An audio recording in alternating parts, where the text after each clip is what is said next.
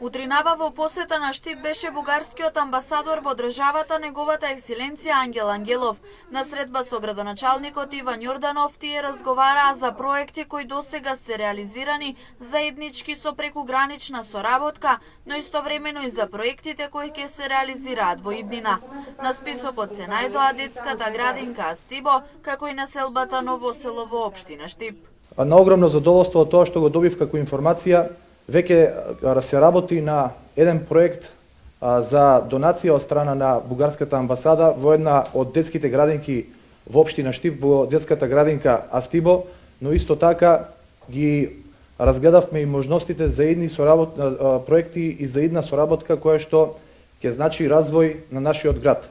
Знаете дека Штип е град кој што во минатото, но во иднина е имал и ќе има релации со Република Бугарија, заедничка соработка.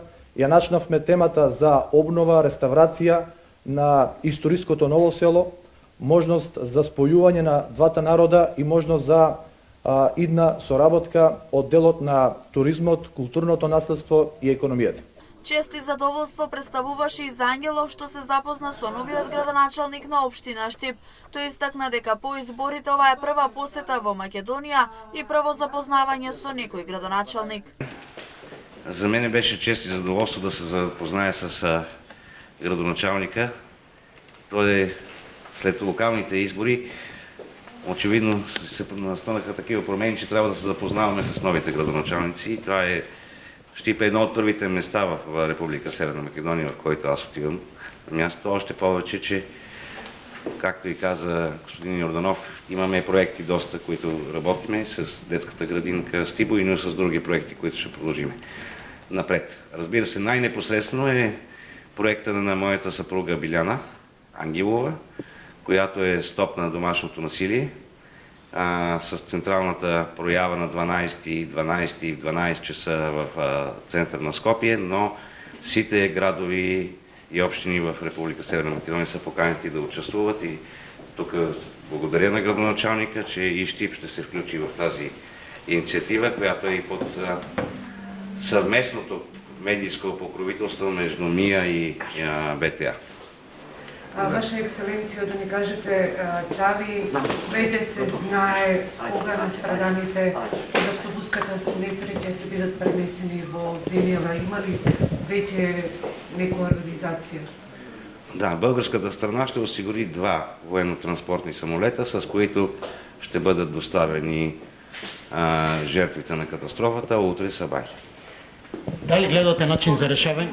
Утре Сабајле. Рано од Сабајле.